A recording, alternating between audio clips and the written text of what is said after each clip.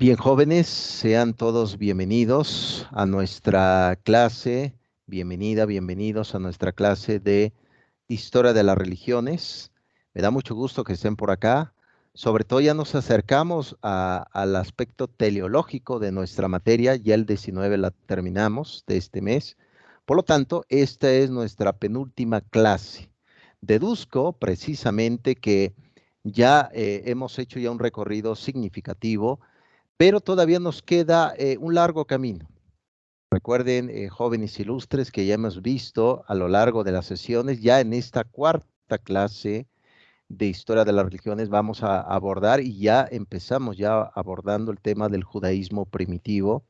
Para ello les había comentado que el mundo judío tiene libros sagrados. Entre uno de ellos se encuentra la Torá, el Pentateuco. Como habíamos platicado, Pentateuco significa en griego los 5 instrumentos, que ya ahorita lo vamos a ver desde el propio Génesis hasta el Deuteronomio, el concepto de la normativa, de las leyes, de cómo se debe de vivir.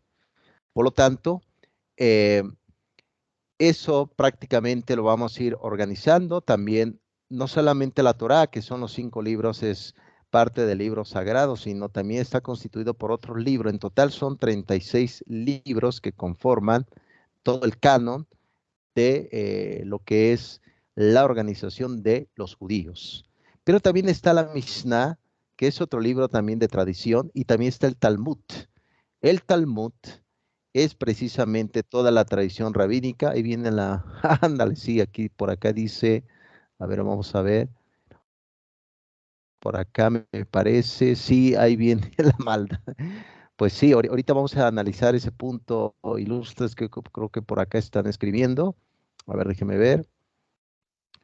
A ver, vamos a ver aquí, está cargando un poco. Lo único que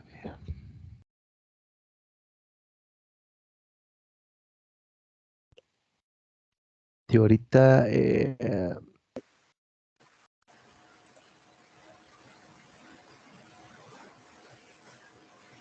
¿cómo estás, Leticia? Bienvenida. Hola, buenas tardes. Bienvenida, muy Gracias. bueno.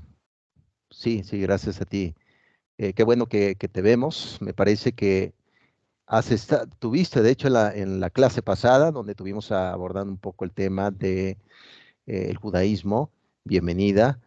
Bien, vamos a entrar entonces en materia. Recuerden, los judíos no solamente tienen la Torá o el Pentateuco, que son 5 libros.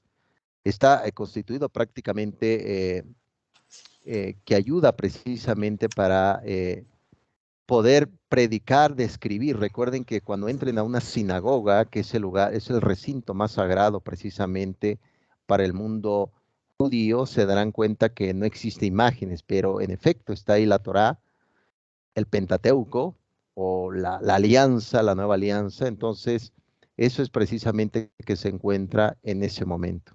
Pues bien, para comprender un poco lo que es prácticamente la primera religión monoteísta, que es el judaísmo, ya les había comentado que vamos a revisar a se podría decir, un teólogo alemán, el profesor prácticamente Juan Johann, precisamente en alemán, viene desde el nazismo, se viene a Argentina y hace una traducción fantástica de lo que se llama la Sagrada Biblia.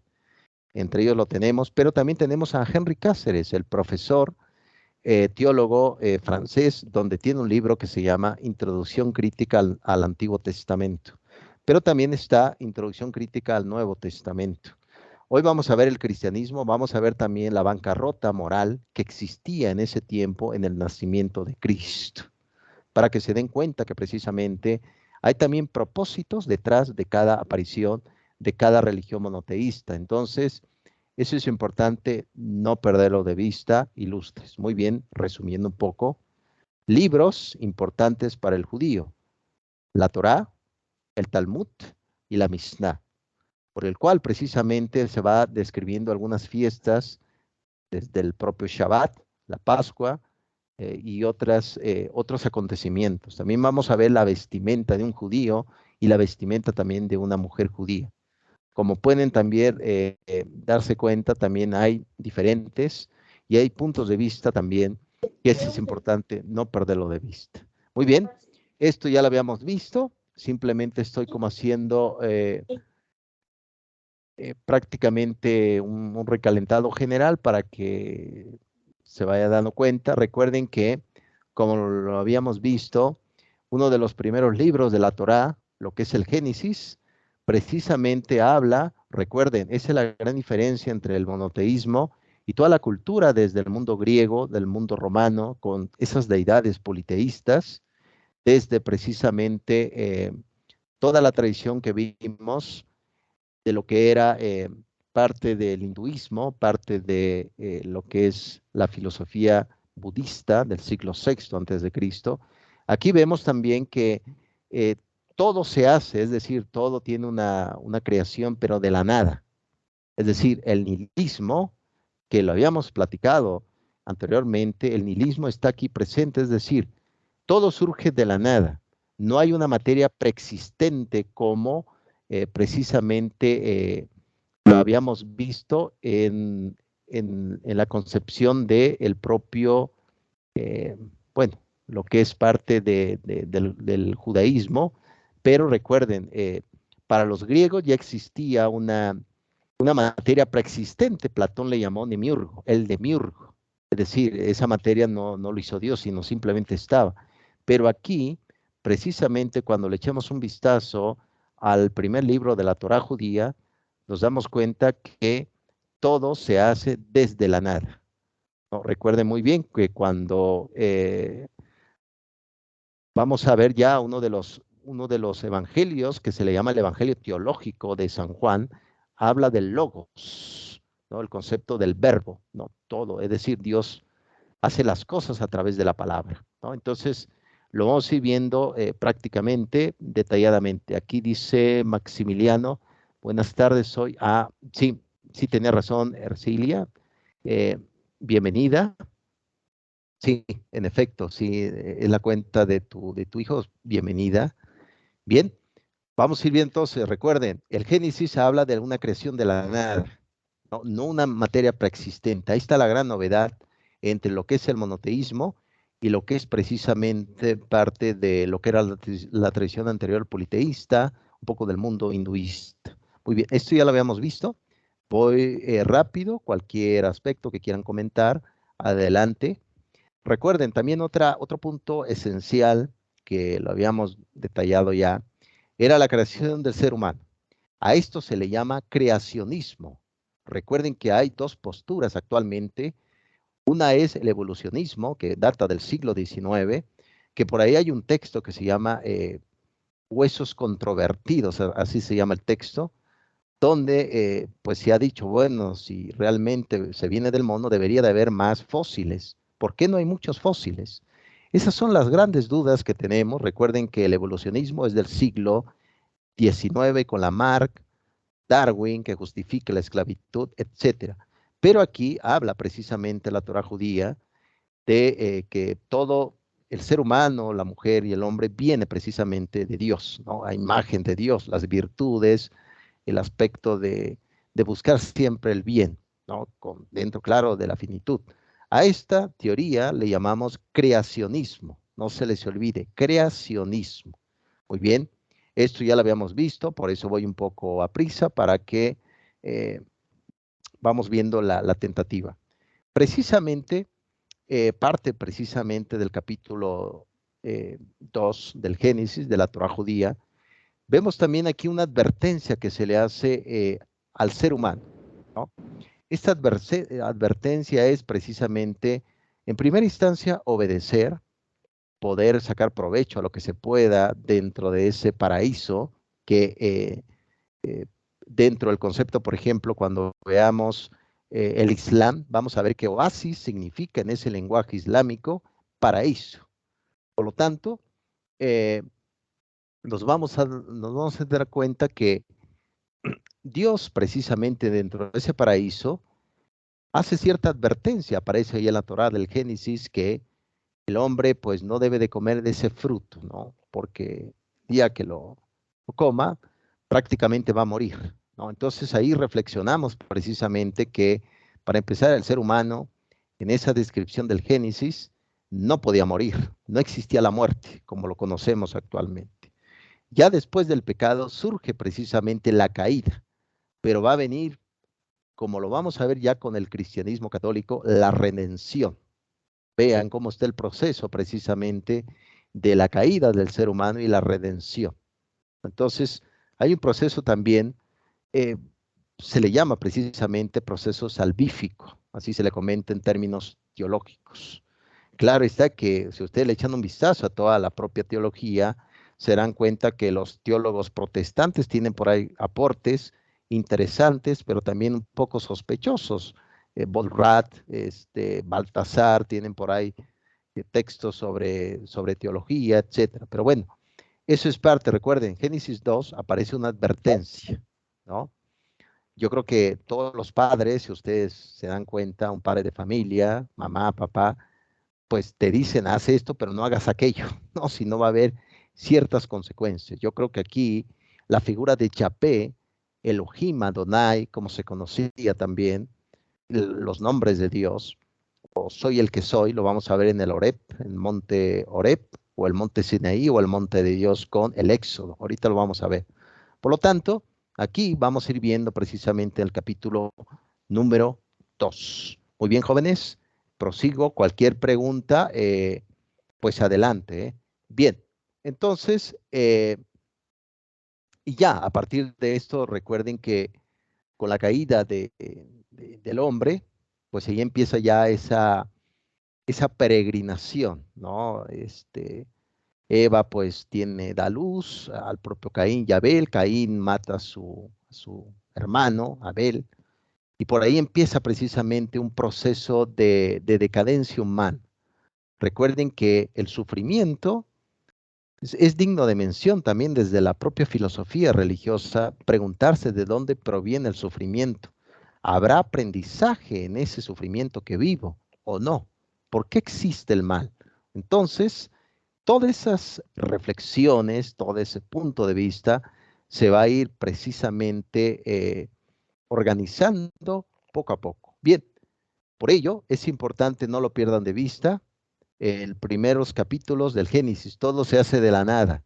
El hombre es creado a imagen de Dios, creacionismo.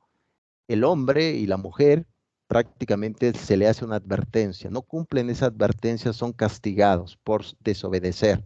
Y ahí viene la caída del ser humano, ¿no? Recuerden que actualmente en este siglo XXI, los judíos siguen esperando todavía a su Salvador. Recuerden que los judíos no aceptan el Nuevo Testamento, como se conoce, ni a Jesucristo. Por lo tanto, ellos siguen esperando todavía a su Salvador después de haber vivido ciertas diásporas. La palabra diáspora viene precisamente, tiene connotaciones griegas que significa dispersión, ¿no? Irse de un lugar, diáspora. Muy bien, entonces ya tenemos aquí la caída. Muy bien, entremos ahora con ya las fechas aproximadas del propio judaísmo, la primera religión monoteísta. Bien, recuerden que la primera escritura que se inventó fue la escritura cuneiforme. Si ustedes le echan un vistazo a la escritura por ahí en Google, en las imágenes, se dan cuenta que eran tablas de barro, por el cual se enseñaba a los estudiantes a hacer pequeñas figuras. Las tablas de barro ayudan precisamente para ir organizando lo que era la parte didáctica. Muy buenas tardes, jóvenes. Sí, pues aquí estamos. Alguien está, me parece que aquí alguno de sus compañeros dice, sí, es que me parece que algunos de sus compañeros están enviando ahí mensajes. Creo que están entrando con la liga anterior. Recuerden que les envió por ahí una liga, jóvenes, donde indicaba que era la cuarta clase. Veo por ahí que si alguien puede ayudar a sus compañeros por ahí, jóvenes, enviándole por ahí un mensajito. Creo que tienen grupos de WhatsApp, etcétera. Entonces, para ir viéndolo. Bien, sale pues. Entonces, el judaísmo viene precisamente la primera escritura sumeria, surge a través de prácticamente la escritura cuneiforme. Viene la palabra latina, cunios, que significa cuña, era lo que se utilizaba para eh, realizar precisamente anotaciones, eran como las tablets del pasado, ¿no? Pequeñas, imagínense si cada uno utilizara un pequeña tabla de barro, ¿no? Eran las tablets del pasado, impresionante, ¿no lo creen? Esa era la escritura cuneiforme. Y por otro lado también tenemos los fenicios, eh, que también inventan la escritura, que tienen mucha repercusión en lo que va a ser precisamente la escritura hebrea, que se va a manejar a través de esos dos dialectos, el hebreo y el arameo, ¿no? Entonces, por ejemplo, Jesucristo habló arameo antiguo. Eso lo vamos a ir viendo. Entonces, en efecto, sí tienes todas las razones. En el otro liga, creo que por ahí se están enviando mensajes sus. Muchas gracias por apoyar ahí a sus compañeros. Bien, entonces surge a partir del año 2000, y gracias por ahí, ya compartieron la liga, excelente. Surge en el año 2000 antes de Cristo, en Mesopotamia, en Mesopotamia, que actualmente es Irak. Si ustedes le echan un vistazo, es un lugar árido, lleno de conflictos también, lleno de dificultades, este mundo oriental, donde surge precisamente el judaísmo, en Mesopotamia. Pero recuerden esto, lo que es el tema del monoteísmo no es que el ser humano lo haya logrado a través de la razón, sino fue todo lo contrario.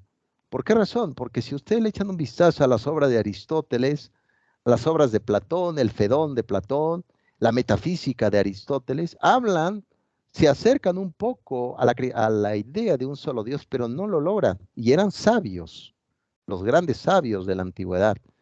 Pero ¿cómo es posible que un pastor que no sabía leer ni escribir, era anciano, tenía más de 90 años, pudo hacer esto? Lo que es precisamente la teoría que se tiene desde el judaísmo es que no es que el ser humano lo haya descubierto, sino Dios se lo dio al ser humano el concepto de la idea de un solo Dios, ¿no? Entonces, aquí nos damos cuenta que después de haber vivido, haber reflexionado el tema de los más de 3 millones de dioses que existen en el hinduismo, aquí solamente existe un solo Dios, que vamos a ver ya en el cristianismo católico, que es un solo Dios, pero en tres personas distintas. Oh, curioso, ¿cómo es posible? ¿No? Entonces, lo vamos a reflexionar. Bien, año 2000 antes de Cristo, Mesopotamia, lugar árido, se dedicaban al pastoreo, prácticamente hacían queso para vivir, comían las cabras, etcétera, ¿no? Entonces ahí surge precisamente el concepto de el monoteísmo. Muy bien, también recordando un poco que la Biblia, la palabra Biblia viene del griego que significa libros. La palabra Biblia significa libros. Al igual, por ejemplo, el concepto de sinagoga, ¿no? Asamblea, o como comúnmente viene del griego también la palabra eclesia, que significa asamblea. Pues bien, ahí surge, son 36 libros de la Biblia judía, y precisamente como les había platicado, el nombre de Dios se describe como Chapé, el Señor. Y también tiene otro nombre, Adonai Elohim, ¿no? Esas son las palabras que manejan precisamente toda esa tradición del mundo judío. La circuncisión va a ser una de las primeras alianzas que va a existir, donde precisamente se le hará este proceso quirúrgico a los niños recién nacidos, solamente a los niños, por el cual van a empezar la nueva alianza. Recuerden, la Torá judía o el Pentateuco, ¿quién lo escribió? Según las crónicas y precisamente la descripción de la teología de los judíos, fue escrito por Moisés, el último patriarca que vamos a revisar en el Éxodo. Moisés data aproximadamente en el siglo XIII antes de Cristo. Por lo tanto, vamos a ir viendo prácticamente cómo va este tipo de ideas. Si alguien quiere hacer un comentario, jóvenes, adelante, sin ningún problema, pongan su micrófono, hagan un comentario. No se, no se sientan afuera de estas descripciones, jóvenes.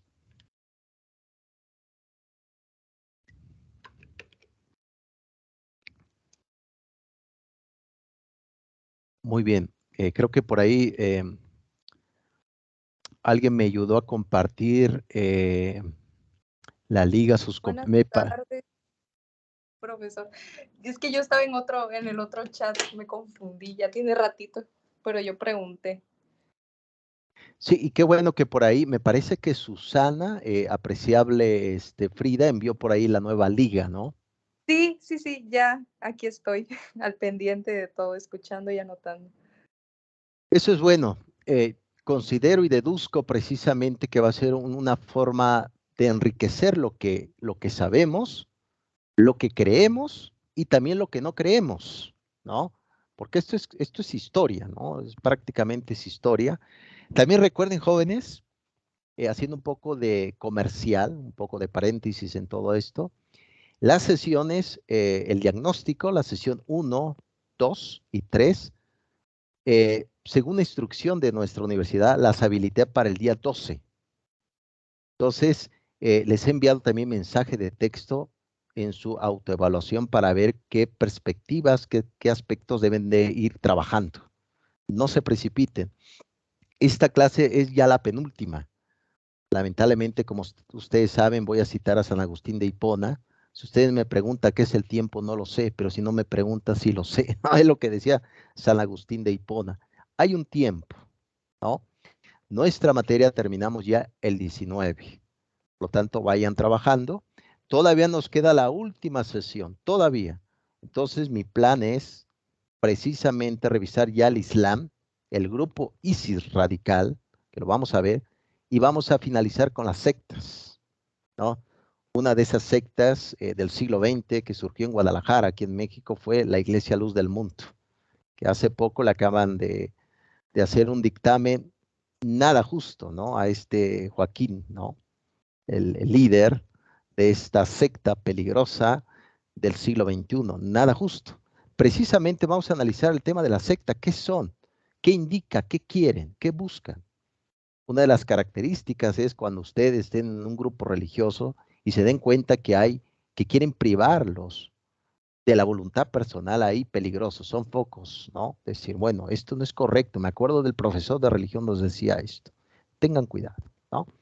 Bien, entonces vayan trabajando jóvenes con tiempo. No se precipiten, pero tampoco no se duerman tanto porque las corrientes fluyen y vamos a terminar en otro lugar, etcétera. Muy bien, entremos ya en materia nuevamente. Bien, surge en el año 2000 el judaísmo, 36 libros, la Torá lo escribió Moisés a partir del siglo XIII antes de Cristo, el último patriarca, el que fue salvado.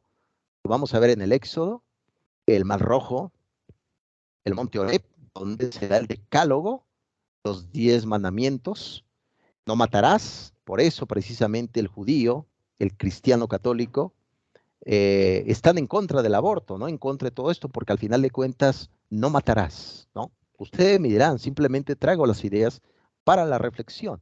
Bien, dentro de esa historia se encontraba un hombre llamado Abraham. No Abraham, todavía no es Abraham, sino Abraham.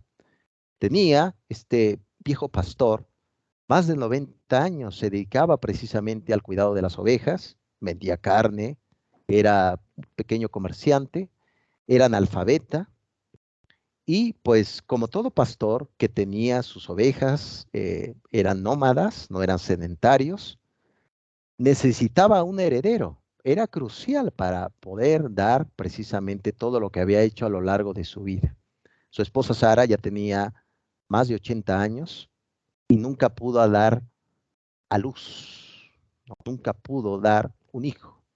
Entonces, Sara tenía una esclava llamada Agar, era una esclava egipcia. Ella le pide que tenga relaciones con su esposo para que le diera un heredero. Suena novelesco esto, jóvenes, pero es la Torá. Entonces, Abraham pues tiene relaciones con esta mujer y nace un hijo varón llamado Ismael. Ismael crece joven, fuerte, pero empezó a tener celos Sara, precisamente de pues este joven, Ismael. Pero una tarde una tarde de vísperas, se acercan 3 personas con el propio Abraham a su tienda, la tienda del encuentro, que lo vamos a ver ya con el segundo rey de Israel, llamado el rey David. Se acerca precisamente y se da cuenta Abraham que era Yahvé hecho materia, venía con 3 personas. San Agustín de Hipona va a decir que en su libro Civitates Dei del siglo V de nuestra era, va a decir que era la Santísima Trinidad. Esa es la concepción que tienen los católicos, ¿no? Para que lo vayan viendo.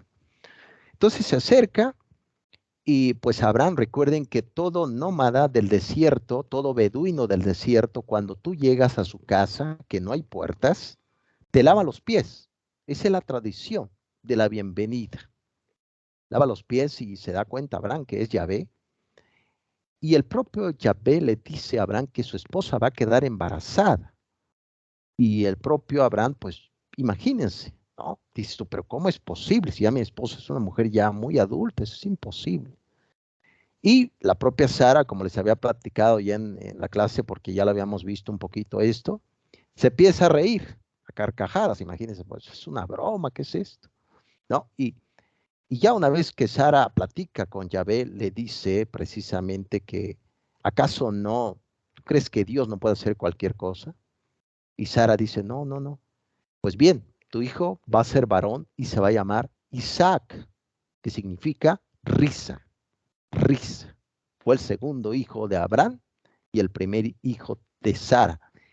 Esa mujer, fíjense, analicen bien esto. Esa mujer adulta, incapaz de embarazarse, va a aparecer ya en el Nuevo Testamento con el cristianismo católico. ¿Se acuerdan de la prima de María, la prima Isabel, que era una mujer también adulta, se queda embarazada de un hombre llamado el propio Juan el Bautista? ¿Se acuerdan?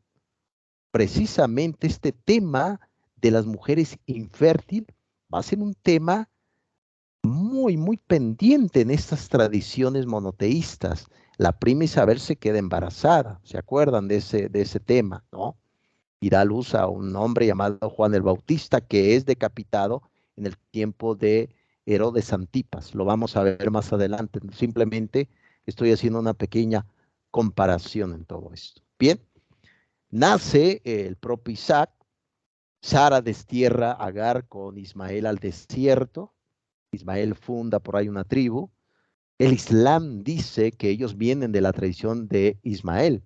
Pues curiosamente, haciendo también un paréntesis, el lugar más sagrado del Islam es en Arabia Saudita, donde está la Cábala, ese cubo soberbio, donde la tradición dice que ahí fue enterrado Ismael y Agar.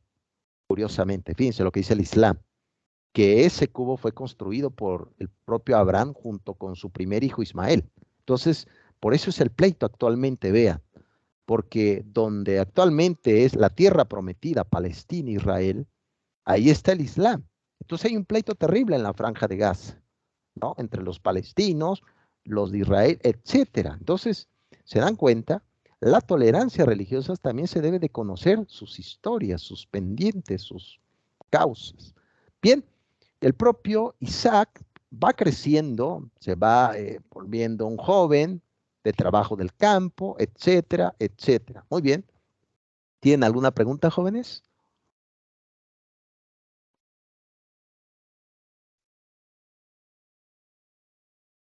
Todo claro, maestro.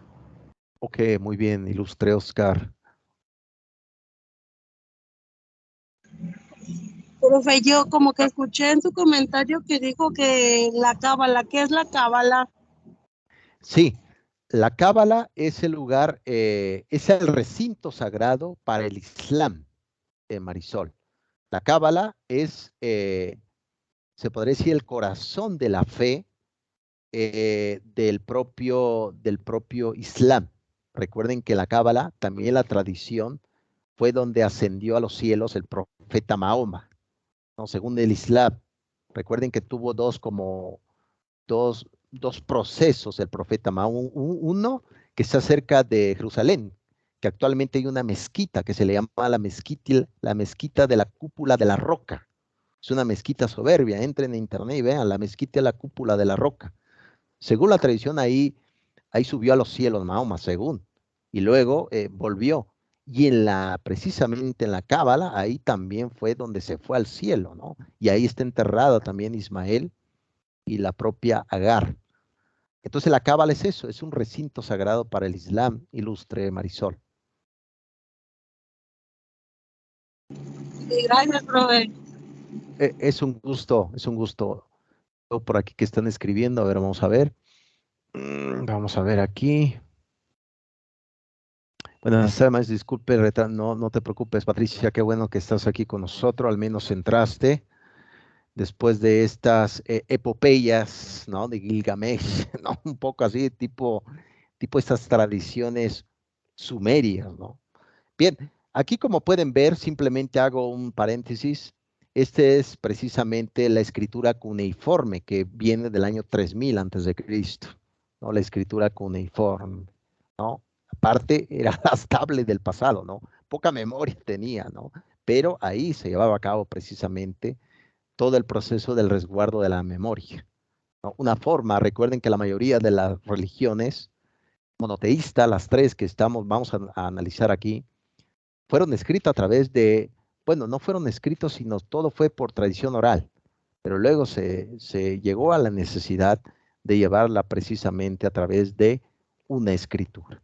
Muy bien, ya Isaac fue creciendo, eso aparece en el libro del Génesis, jóvenes, esa historia, si alguien quiere aventurarse a la lectura, adelante. Bien, entonces, una noche, pues Abraham estaba muy orgulloso porque prácticamente, recuerden que el llamado fue así, es decir, vete a la tierra prometida. Eso fue el llamado que le hizo Dios a Abraham. Abraham prácticamente, pues Abraham adoraba a deidades politeístas. Recuerden que dentro del mundo egipcio estaba el dios Mitra, politeísta, el mundo persa, el dios Baal, y aparece precisamente esa figura muy extraña y peligrosa en El Exorcismo. No sé si han visto la película. Esa escritura extraña aparece, es precisamente una de las deidades demoníacas del mundo persa. Por lo tanto, el propio Abraham, pues, hay hipótesis que adoraba a esas deidades, pero aparece en escena este Dios que le dice, solamente existe un solo Dios, ¿no? Entonces, bienvenido, Oscar. Muy buenas tardes.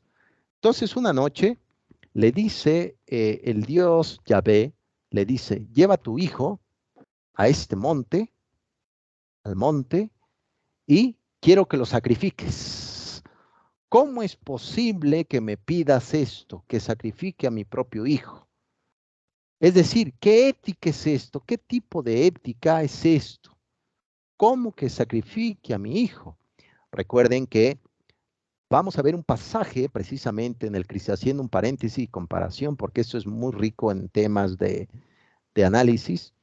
Hay un pasaje donde una mujer se le acerca a Jesucristo en parte del Sermón de la Montaña y le dice que cure a uno de sus hijos, y Jesús le dice que prácticamente pues no se le da la comida a gente que lo desprecia, ¿no? Hace como un parafraseo.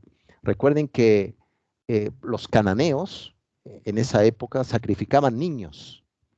En Egipto se sacrificaban niños también. Había ciertos sacrificios, es decir, la niñez no era tan buena niñez, había sacrificios. Por lo tanto, cuando Yahvé le dice, ve y sacrifica a tu hijo, no era algo desconocido para Abraham, para empezar, porque ya se hacía en ese momento. No es que Dios lo quisiera, simplemente estaba poniendo a prueba a su primer patriarca con la primera alianza, que es Abraham. Abraham lo lleva al monte, lo junta para el holocausto. Recuerden que la palabra holocausto significa sacrificios, holocausto. Lo pone leña y saca la daga, precisamente hecho de piedra, y se lo iba a clavar a su hijo. Y en ese momento llega un ángel. Recuerden que la palabra ángel significa en griego mensajero. le detiene la mano y le dice, no lo hagas, sé que tienes temor de Dios.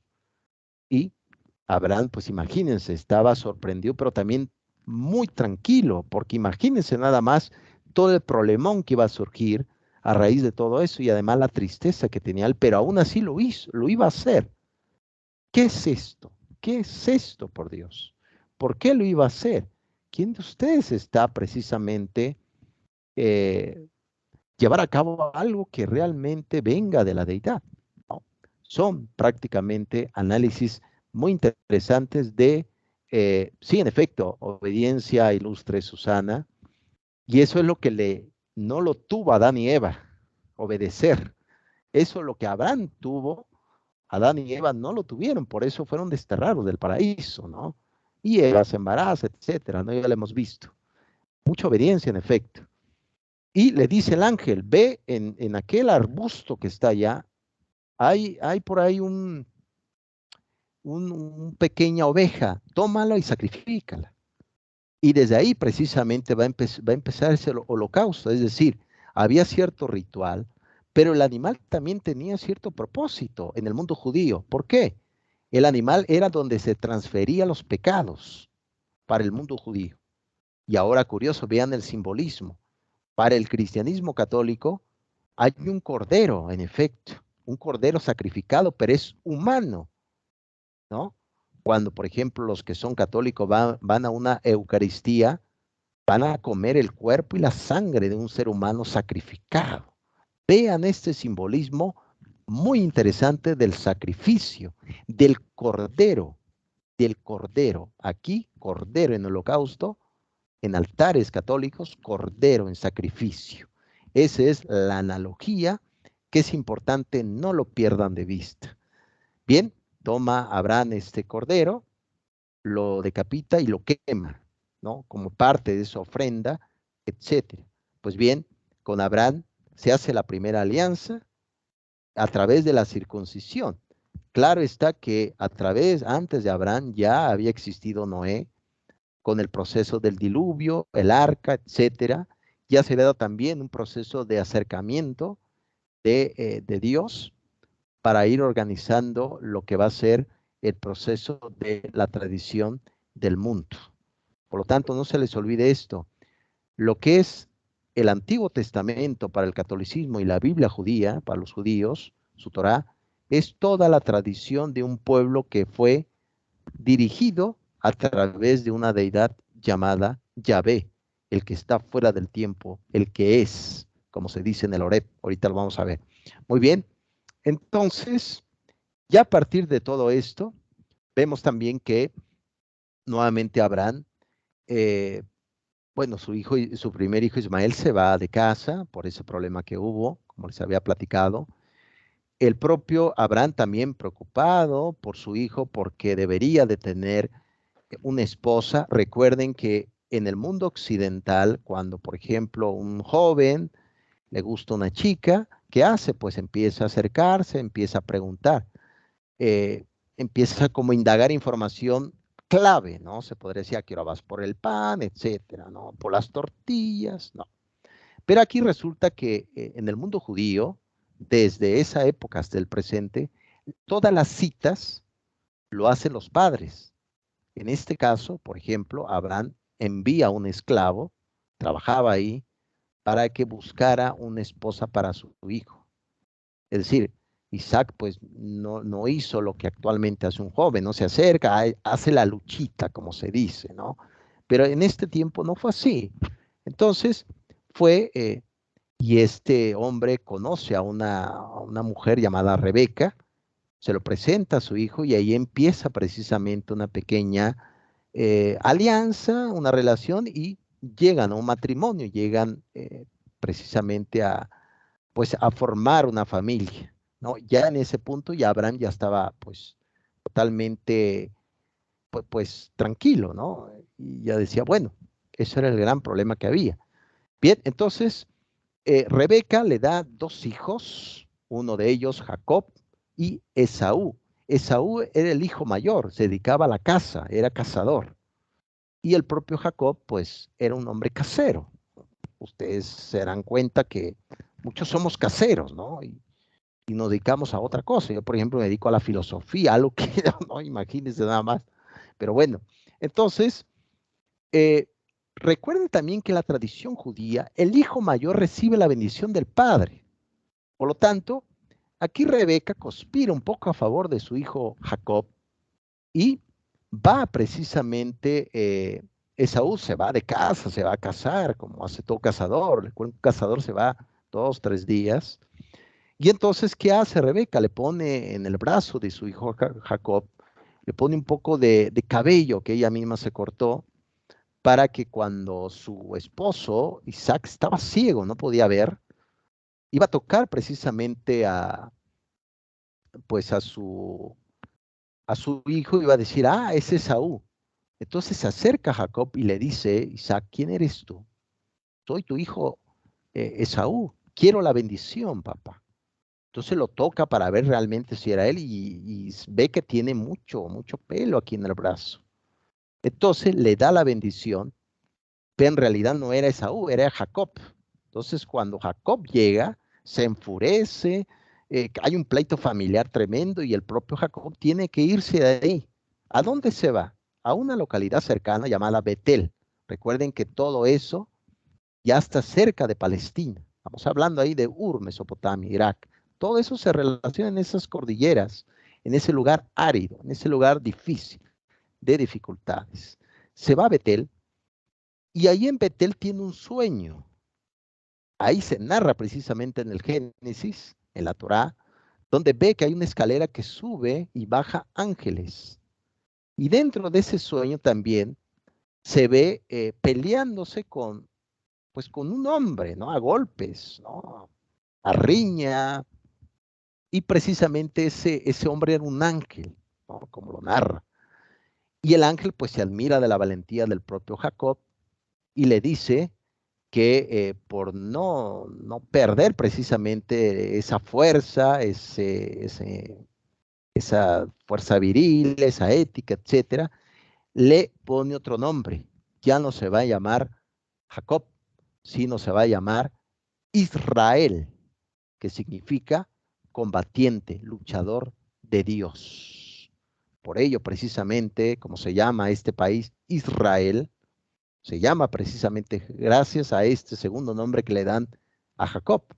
Y Jacob precisamente va a llevar a cabo a través de la relación que va a tener con Raquel, que va a ser su esposa de Jacob, van a tener estos hijos que van a ser las 12 tribus de Israel, ¿no?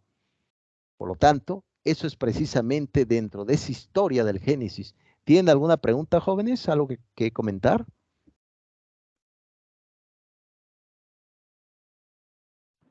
Todo muy claro, profesor. Muchas gracias. Excelente, Patricia. Muy bien. Si por ahí alguien está, levantó la mano. A ver, vamos a ver quién es. Un momento nada más. Adelante, joven Reynosa. Buenas tardes, profesor. Muy buenas tardes. Un comentario con Sí. respecto a la historia de Jacob. Dice que, bueno, que he leído, dice que el ángel, que Jacob se aferró al ángel tanto que el alba iba a despuntar y él tenía que retirarse. Entonces, al momento de que él se tiene que retirar, le dice que lo suelte. Y él le dice, no te soltaré hasta que me bendigas. Y es ahí donde cae la bendición, según yo. Estás en lo correcto, joven Reynosa. Sin duda alguna, yo creo que para empezar, Jacob fue muy tenaz, ¿no? Como tú lo mencionas, muy bien. Y en efecto, pues no soltarlo, ¿no? Es decir, Jacob sabía muy bien que no era una persona común, era una persona sobrenatural. Muy bien lo comenta Reynosa. Y sobre todo esto es maravilloso porque tiene que ver mucho con nuestra vida. Es decir, la vida, como lo conocemos, hay que sujetarla, hay que abrazarla, hay que tenerla, porque algo puede surgir de ahí, joven Reynosa. Excelente, sí, es verdad.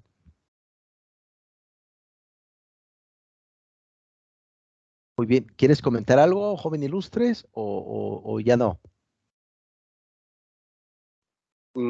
Yo creo que sería todo por el momento, profesor, para que no se haga la clase tan larga. Lo más pronto posible que termine, ¿no? Sí, no, tienes toda la razón. Bien, jóvenes, ¿alguien más quiere comentar algo?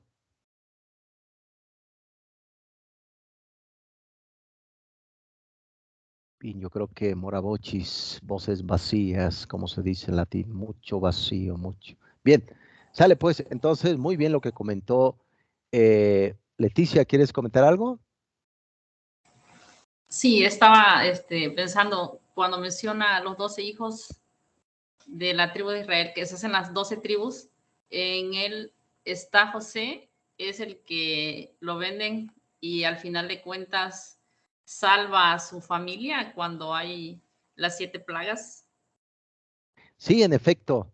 Sí, por ejemplo, sí, bueno, hambrura prácticamente, esas plagas son 10 plagas, que lo vamos a ver ya en el Éxodo, pero sí tiene razón Leticia, José el soñador viene precisamente del hijo de Jacob, ¿no? Viene de ahí, lo comentas bien, el propio Jacob junto con Raquel tiene hijos, de ahí se forman las 12 tribus, pero recuerden que, por ejemplo, en la familia, un ejemplo, a veces hay más preferencias por un hijo que por otro, ¿no? Hay hijos un poco sonsos, otros más listos, etcétera, ¿no? Hay una gran diversidad, pero el propio José, pues era como el hijo consentido, ¿no? Entonces sus hermanos, entre ellos Benjamín, por ahí había un hermano Benjamín, lo llevan al campo, pero antes ya había soñado ya el propio José que sus hermanos se iban prácticamente como a respetar a su hermano, su papá iba a respetar a su hermano, etcétera, ¿no? Entonces, eh, pues sus hermanos entran en celos, igual como en su momento pasó con Caín y Abel, y pues lo venden como esclavo. Recuerden que en esa época también la esclavitud era muy común, se vendían esclavos, ibas tú al mercado y dame 3, dame 4 esclavos. Suena horrible, pero era la verdad anteriormente. Bueno, en el siglo XXI hay otro tipo de esclavitud, ¿no? Que lo vamos a analizar también en su momento, si es que nos da la vida y el tiempo, ¿no? Sí, en efecto, José va a Egipto y pues tenía mucho talento, fue contratado ahí para un soldado, un general, etcétera, para estar en su casa y ayudar en lo que podía. Pero pues la esposa de este general se enamora de José y como que se le ofrece, etcétera, y José pues lo rechaza. Y esta mujer inventó que trató de seducirla, etcétera, y termina en prisión el propio José, el soñador. Pero él ya se daba cuenta precisamente a la interpretación de los sueños, que ya claro, es un paréntesis nada más, nos daremos cuenta que cuando surge el psicoanálisis del siglo XX, Sigmund Freud hablaba precisamente de la interpretación de los sueños, ¿no? En el siglo XX, con uno de los filósofos de la sospecha, como se llama Freud, simplemente un paréntesis, interpretar. Entonces, José arma cierta relación prácticamente con el faraón y le dice, porque el faraón tenía por ahí algunos sueños, soñaba precisamente de unas vacas gordas, vacas flacas, etcétera, ¿no? Como 7 años de hambrura, 7 años así terribles. Entonces, José logra interpretar eso y precisamente, pues, ayuda a recaudar fondos, granos, trigo, etcétera, del mundo egipcio, y el faraón estuvo contento, y de hecho le dio por ahí un rango de terrateniente para ir organizando todo esto. Pero ya su familia, precisamente la familia de Jacob, empezó a padecer y fueron a pedir precisamente granos ahí a Egipto, y cuando lo vio José ya había pasado años, es decir, 3, 4 años, ya había pasado años, no era tan fácil, no era un día a otro, el sufrimiento fue largo del propio José el soñador, pero ya después se da cuenta que eran sus hermanos. Entonces, pues arma ahí todo un artilugio, es decir, le pone a alguno de sus hermanos a Benjamín precisamente lo envía a que lo apresen. Luego la familia va y descubre que era su hijo, todos se abrazan, terminan en llanto. Y de hecho hay por ahí obras de teatro de José el Soñador, ya vemos por qué, porque es precisamente muy emotivo, que lo vamos a ver en Lucas, déjeme decirle, cuando veamos ya el cristianismo católico, vamos a ver una historia fantástica que se llama El Hijo Pródigo, ¿no?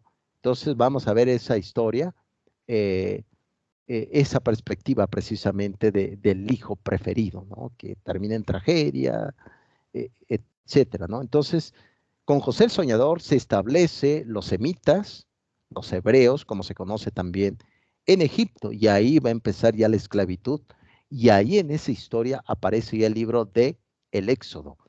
Bien, eso es precisamente lo que comentaba su compañera en el concepto precisamente de José el Soñador, un poco novelesco en efecto, pero el propio José vivió peripecias, fue esclavo, fue calumniado, interpretó los sueños, se puede decir que el propio José fue como psicoanalista, ¿no? Freud, de hecho, llegó a decir, ¿cómo podemos ser psicoanalistas? Una vez le preguntaron a Freud, y Freud dijo, interpretando tus propios sueños. No, es que soñé esto, soñé. ¿Qué interpretación tiene? El José era un gran interpretador, y gracias a eso se pudo ganar la confianza del faraón y pudo darles precisamente alimento a su familia. Muy bien, empezamos ya, terminamos. Recuerden que no vamos a ver todos los libros, los 36 ni los 5 libros del Pentateuco, porque prácticamente simplemente es un punto de vista histórico, no de exégesis como tal a profundidad. La palabra exégesis significa interpretación del texto. Pero haciendo un paréntesis, recuerden qué pasó cuando estas tres personas se le aparecen a Abraham, haciendo un paréntesis, un poco regresando, cuando se le aparecen estas tres personas, que le dice Sara que va a quedar embarazada, que ya vimos la historia con Jacob, las 12 tribus, José el Soñador. También aparece que en ese momento, en el Génesis, y esas tres personas se iban a un lugar. Es decir, pasaron a ver a su amigo Abraham, como decía Yahvé, pero iban a un lugar, a dos ciudades, Sodoma y Gomorra, ¿no? Ahí en Sodoma vivía un primo de Abraham llamado Lot. Ahí vivía, haciendo un paréntesis. En esa ciudad de Sodoma vivía el primo de Abraham llamado Lot. ¿Qué pasaba en esas dos ciudades? Muy bien se narra que había todo tipo de aberraciones, que si le echamos un vistazo, déjeme decirles, jóvenes de historia de las religiones, si le echamos un vistazo a nuestro siglo XXI, me parece que estamos metidos en ciudades muy, muy semejantes a Sodoma y Gomorra. ¿No lo creen, jóvenes ilustres? No lo sé. No lo sé. Ustedes me dirán en su juicio crítico. Entonces Abraham insiste una y otra vez que si encuentra 50 justos va a destruir. Aquí dice Patricia. A ver, vamos a ver. Aquí vamos a ver. Dice Patricia, los ciclos de la humanidad se repiten. Tiene razón Patricia, pero recuerda esto, para el judío, ellos recuerden que los judíos piensan el mundo desde el presente hacia el pasado. Es decir, todo lo mejor ya pasó. Muy, muy distinto a nosotros, que pensamos que lo mejor va a venir en un futuro, ¿no? Y para un judío la historia es lineal, no cíclica, ilustre Patricia. Esa idea de que la historia es cíclica se lo debemos a los filósofos alemanes llamados Jorge Guillermo Federico Hegel, Johann Fichte y Immanuel Kant, los filósofos del siglo XVIII, ilustre Patricia. Pero si nosotros, siendo occidentales, digo, bueno, profesor, pero como que hay aspectos cíclicos, ¿no? Es posible. El mal está metido en el hombre, sin duda alguna. Está metido, pero también está metido en la médula del hombre los mandamientos de Dios. Es decir, es algo que ya lo tenemos, es decir, no puedo hacer daño a alguien, no puedo desear esto, no puedo, ¿no? Interesante, ilustre Patricia. En efecto, joven Oscar, dice Leticia aquí, con la maldad que impera ahora estamos como en Sodoma. Podría decir que sí. Vean la gran dificultad que hay en México, ¿no? Que no les voy a repetir lo que ya lo han visto, ya lo han escuchado en la noticia. Yo, pues, ¿qué voy a estar diciendo esto? También en América Latina y en el mundo, vean las guerras también que existen, ¿no? Entonces, le repite el propio Abraham a Yahvé, si encuentras 30 justos, lo vas a destruir. No lo haré, le dice Yahvé. Y le vuelve a repetir una y otra vez, que lo vamos a ver luego en el Nuevo Testamento, cuando Jesucristo le pregunta, ¿cuántas veces tengo que perdonar? Y Jesucristo dice, 70 veces 7. Si ustedes multiplican 7 a la potencia de 7, infinitamente. ¿No? Repite una y otra vez Abraham a Yahvé, y al último Abraham se da cuenta precisamente de que en esta localidad estaba su primo Lot, y en efecto Lot estaba fuera de la ciudad. Ve que entran esas 3 personas y Lot los invita a su casa, pero después de unos minutos de haber entrado los ángeles a la casa de Lot, que era ángeles, que era Yahvé, es decir, recuerden, Yahvé iba presente ahí, pero los que visitan la ciudad ya no era Yahvé, sino los ángeles. Va y entra a la casa del propio Lot, y minutos después tocan la puerta. Eran niños, hombres, mujeres, etcétera, y decían, dame a estos hombres porque vamos a abusar de él, de ellos. ¿Qué es esto, profesor? ¿De qué me está hablando? ¿Cómo? ¿Sí? Entonces le dice a los ángeles que huya Lot con su esposa, sus 2 hijas, que se vayan de ahí, porque van a destruir la ciudad. Y en efecto, pero le hacen una advertencia también a Lot. No os pierdan de vista eso en el Génesis. Le hacen una advertencia. No volteen. Por más que escuchen destrucciones, no vayan a mirar. Que si lo hacen va a haber una consecuencia. Van, y la que se da la vuelta es la esposa de Lot, que es convertida en sal en ese momento. Se queda hecha sal. Lot huye y se va con sus hijas, se pierden de ahí, y la ciudad queda totalmente destruida. Ustedes me dirán, ¿estará pasando en este siglo XXI todas esas grandes dificultades? No matarás, no matarás. Bien, eso es precisamente, rápidamente, porque el tiempo se nos va, jóvenes, y Dios mío, nos llevaríamos un semestre, un año entero estudiando religiones apasionadamente por esta vía, jóvenes ilustres. Bien, y entramos con el libro de El Éxodo.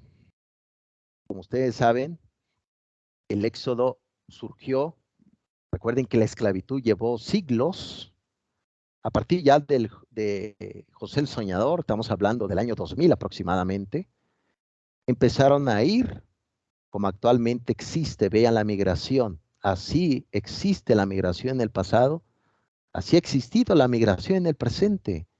¿Cuántos no buscan nuevos sueños, nuevas oportunidades, porque no lo encuentran en su territorio? No lo hay, no existe, no se da la oportunidad. Vean las dictaduras que hay en América Latina. Eso también no está provocando grandes dificultades. Pues bien, a partir de todo esto, se van los semitas, los judíos, se van en Egipto, y recuerden que los judíos no tienen planificación familiar como se conoce actualmente, ¿no? Ellos, todos los hijos que Yahvé te pueda dar. Entonces empezaron a ser muchos. Por lo tanto, ya a partir del siglo XIII antes de Cristo, ya ha pasado ya varios años, muchos años, fueron hechos esclavos. Entonces, si alguien va de paseo a Egipto, al Cairo, al Museo del Cairo, y ve maravillas, pues todas esas construcciones, todas esas grandes pirámides, que una por ahí, la pirámide de Keops, una de las 7 maravillas del mundo moderno y también del mundo antiguo, fue hecho por manos de esclavos. ¿Cuántas personas no murieron por construir esas tumbas gigantescas? Vean, detrás de eso hay sangre, hay muerte, hay etcétera, ¿no? Fueron hechos de esclavos, pero el faraón, recuerden que faraón, la palabra faraón significa casa grande. El faraón, pues le dice sus adivinos. Los egipcios creían en esa adivinación. Recuerden que los egipcios data aproximadamente del año 2500, 3000 antes de Cristo. Yo por ahí escribí un texto junto con mi esposa sobre la historia de Egipto en su momento. Y hablamos de la casa de la vida, ¿no? Que era una casa sacerdotal, casa politeísta igual, sacrificios humanos, sacrificio de niños, etc. Bien, entonces se fue desarrollando y esos adivinos le comentaron al propio faraón que prácticamente debería de acabar con los esclavos porque se estaban volviendo muchos y iban a levantar una revolución. Entonces, ¿qué hace el faraón? Envía a matar a los recién nacidos. Fue una matanza terrible, una matanza terrible. Entonces, ¿qué hace precisamente una semita? Toma a un niño en mantas y lo arroja por el río Nilo. Ustedes saben que el río Nilo actualmente lo que hay son cocodrilos, tortugas mordelonas, algunas pirañas, etcétera. Ese niño pudo ir precisamente y llegar a los aposentos de una joven princesa egipcia, es tomada. Ese relato precisamente lo pueden ver en el Éxodo. Yo simplemente estoy haciendo una interpretación como exégeta. Lo toma y es criado precisamente el propio Moisés, que de ahí viene esa palabra que significa el que fue salvado, ¿no? Entonces, pero como fue creciendo este joven, se dio cuenta de la gran injusticia que existe. ¿Cómo puedes tener una buena vida si ves esclavitud? ¿Cómo puedes soñar si vives injustamente? Muy bien comentó Aristóteles en su Ética Nicomaquea. Él dijo, no puedes plantearte el tema de la felicidad si vives cometiendo injusticia. No puedes plantearte el tema de la felicidad si vives injustamente. Un término medio. ¿No, ilustre Patricia? Un término medio. No viviendo la injusticia, pero tampoco cometiendo una injusticia. Entonces, el propio Moisés se dio cuenta por ahí, por accidente matan a un egipcio, se dan cuenta de que prácticamente pues era semita, es desterrado al desierto, al Eremus, como se dice en griego, desierto, y se va precisamente a una montaña. Esa montaña tiene 3 nombres, Monte Oreb, Monte de Dios o el Monte Sinaí, donde se revela el decálogo, los 10 mandamientos. Entonces, se va precisamente a esa comunidad de Maniat, allí cerca del Monte Oreb, y conoce a un hombre llamado Yetro. Yetro tenía una hija llamada Séfora, era la más grande, ¿no? Pues ya como la quedada, ¿no? Como se dice aquí en México, ya es la quedada, ¿no? Es la quedada. Entonces se enamora el propio Moisés con Séfora y pues se casa, ¿no? Y el propio Moisés se dedica a la vida pues del campo, etcétera, ¿no? Los borregos, comercio, etcétera, ¿no? Pero resulta que por accidente, buscando un grupo de ovejas, va precisamente al monte Sinaí y ve una pequeña zarza, una pequeña arbusto ardiendo y le dice esa voz, quita las sandalias de tus pies porque el lugar que pisas es santo. Entonces él se maravilla, ¿quién es este? Y dice, yo soy el Dios de tus padres, el Dios de Abraham, el Dios de Isaac, el Dios de Jacob. Quiero que liberes a mi pueblo de la esclavitud. Dice esa voz en el monte Sinaí. Actualmente el monte Sinaí existe. Claro que sí, si alguien quiere ir a un cierto turismo en Israel, se darán cuenta todo ese proceso, lugares santos del judaísmo. El monte Sinaí sí existe, pero le dice Moisés, bueno, la gente me va a preguntar, ¿quién eres tú? Y Dios contesta, yo soy el que soy. Vean la respuesta que hace. Yo soy el que soy. No tengo tiempo. Siempre soy. En cada momento. No hay pasado, no hay ni un futuro. Soy el que soy. Esa es la respuesta que da. Entonces, como ustedes saben, Moisés va, entabla una conversación con el faraón se niega, empieza las plagas terribles, se convierte el agua en sangre, etcétera. Recuerden, la sangre para los judíos no se les olvide, es lo más sagrado, en la sangre está el alma, no se les olvide, por eso está prohibidísimo comer sangre, beber sangre, ¿no? Recuerden esto, los animales, todos los animales que se maten, tienen que quitarle toda la sangre. El cerdo no se come, está prohibido también en el mundo islámico. Aquí entre nos, tan rico que es una chuleta frita, aquí entre nos, un pequeño paréntesis, ¿no? Tan riquísimo que es. Bien, entonces, surgen las plagas, el faraón desiste. ¿Por qué? Porque muere su hijo predilecto, ¿no? Pero curioso, Yahvé le dice a las tribus semitas que maten un cordero, vean esa señal, es interesantísimo. Exactamente su primogénito, excelente Patricia, le dice Yahvé que deben de tomar, maten un cordero y la sangre tienen que embarrarle en la puerta. Esa sangre va a indicar precisamente que el espíritu que va a venir a matar a los hijos de los egipcios no va a pasar en esta puerta. Vean, la marca, que más adelante lo vamos a ver con el cristianismo católico. Para ellos la marca de la salvación es la cruz. Vean ese simbolismo. Interesantísimo cuando uno lo analiza de forma exégesis como estamos haciendo. Ánimo, ilustres estudiantes, espero que no se estén durmiendo con este viejo filósofo en este conversatorio, un día jueves, con un calor tremendo, lluvia, ranas, como si fuera plaga, ¿no? Bueno, aquí en México, déjeme decirle que hay otro tipo de plaga, la política. Hasta ahí me voy a quedar.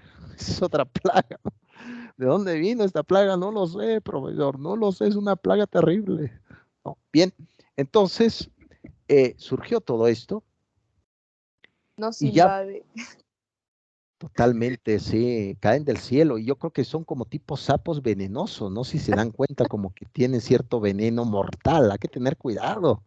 Claro, profesor. Totalmente, sí. Esas son las plagas del mundo actual. Entonces, pues pasa ese espíritu y pues no pasa en esa marca que se le hizo. Esa marca luego se va a dar más adelante cuando a los propios hebreos, lo vamos a ver ya en el monte Oreb, cometen por ahí cierta desobediencia y pues es prácticamente azotados por víboras, etcétera, ahí en el desierto, y el propio Moisés hace un símbolo, y el que dice, el que ve este símbolo se salvará, ¿no? Recuerden que la serpiente dentro de ese báculo significa salud. A eso se le llama la vara de Asclepio, viene del mundo griego. De hecho, la salud, no sé si han visto ustedes, la medicina usa una serpiente que está enrollada, a eso se le llama la vara de Asclepio. Significa salud, que lo manejó el judaísmo. Muy impresionante. Bien, entonces, pues muere el hijo del faraón, etcétera, y pues salen las tribus, ¿no? Pasan del Mar Rojo, pero recuerden que el Mar Rojo significa un bautismo. El agua, ¿qué sentido, qué simbolismo tiene el judaísmo? Purificación. Purificación el agua, no se les olvide este punto. Mar Rojo, purificación. Yahvé purifica al pueblo que pasa por el mar. Luego se dirigen al monte Sinaí. Abraham les dice al pueblo que se queden a rezar, pero en vez de quedarse a rezar, empiezan otra vez a los vicios anteriores, a tomar, a beber, hacen una figura, un becerro de oro, lo empiezan a adorar y se enoja Yahvé y los castiga por 40 años, dando vueltas en el desierto. No llegan a la tierra prometida, que es Palestina, Caná, como se dice en griego, Palestina, Israel. Se quedan ahí. Abraham tampoco pisa la tierra prometida, muere ahí cerca del monte Sinaí, y ya cuando llegan precisamente a Israel ya había otra tribu, ya habían otras tribus, y empiezan el pleito que va a dar con los persas, con babilónicos, con Nabucodonosor, que lo vemos también ahí en la Torá judía, dispersión, éxodo, muerte, muchísimas cosas, ¿no? Entonces, eso es precisamente pasó con el propio, me voy a adelantar ya porque el tiempo se nos va agotando y necesito ya ver lo que es el cristianismo, porque la siguiente ya terminamos, jóvenes, ya terminamos la materia, entonces andamos totalmente limitados de tiempo. Aquí está el decálogo, como pueden ver. Échenle un vistazo al decálogo. Esto está escrito en el corazón del hombre, hablando genéricamente, no quiero enfurecer a una feminista, no, perdón, no, hablando genéricamente, no quiero enfurecer a nadie, no, es que el profesor es un lenguaje inclusivo, ¿no? Etcétera, etcétera. Los 10 mandamientos, aquí está. Y entonces, si ustedes ven el sexto, no matarás, por eso la Iglesia Católica y el judaísmo están en contra de matar niños, porque así es. Es decir, sabemos muy bien, ya lo ha dicho la genética, que desde la concepción ya hay un ser humano independiente de la madre, está ahí, pero es independiente. Entonces, si lo quitas antes de nacer, pues es muerte, está claro, no matarás. ¿Qué está pasando? Se está matando. ¿Cuántos niños no se están abortando? ¿No? Por eso hay más violencia. Vean, analicen, es la interpretación que doy como filósofo.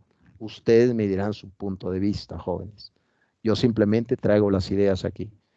Bien, aquí, totalmente, vean esta concepción, y aquí viene el concepto iconoclasta. ¿Se acuerdan que les dije que era iconoclastas? El rechazo a las imágenes en griego. Iconoclastas, el rechazo a las imágenes. No adorarás imágenes, ahí viene precisamente el segundo artículo, no adorarás imágenes. Cuando entren a una sinagoga, no van a ver, excepto la propia Torá que está en el centro, ¿no? Donde se reza a través del Shabbat, que es el sábado, ¿no? Por ahí viene precisamente, tomarás un día de descanso, que es el sábado, ¿no? Para los judíos el sábado es el día sagrado, para los católicos el domingo, 10 Dominicus, ¿no? Como se conoce, Día del Señor. Aquí está el decálogo, jóvenes, aparece en el libro del Éxodo, que también va a aparecer en el libro del Levítico, etcétera, etcétera. Muy bien. Ánimo, jóvenes, voy a prisa porque se nos va el tiempo. Y hay mucha información que decir. Falta todavía el grupo Ulises. No me diga eso, profesor. Está duro. No se les olvide. Ahorita vamos a ver la vestimenta. Las mujeres judías no deben demostrar su cabello. Las mujeres casadas no deben demostrar su cabello en público. Muchas utilizan pelucas. La falda abajo, precisamente en el tobillo, y totalmente recatadas. Si una mujer, por ejemplo, está en su periodo, no puede entrar a la sinagoga porque es impura. Recuerden, la sangre, purificación, sagrado. Vean. Por lo tanto, si ustedes analizan bien, hay que hacer un punto de vista crítico y me gustaría mencionarlo como filósofo. ¿Por qué las feministas, por qué no atacan las feministas a los judíos? ¿Por qué no atacan las feministas al Islam? Vean, las mujeres traen cubierta la cara en el mundo islámico. ¿Por qué las feministas no las atacan? ¿Por qué atacan simplemente a una religión? Recuerden, la religión católica es la primera por el cual se acuerdan de ese pasaje que le dice, ve, levántate, ¿dónde están aquellos que te condenaban? ¿No? Esta mujer que iban a apedrear, ¿se acuerda? El que esté libre de pecado, que arroje la primera piedra. Jesucristo fue el primer feminista de la historia. ¿Y por qué lo atacan mucho a él? ¿Por qué no atacan al Islam? Reflexiones filosóficas del siglo XXI en plena clase y un calor terrible y sapos venenosos desde México y América Latina. Plagas de sapos venenosos terribles. Impresionante, es una plaga nueva. Bien, jóvenes, ¿quieren comentar algo? Veo por ahí que están un poco motivados, eso es bueno. ¿Quieren comentar algo?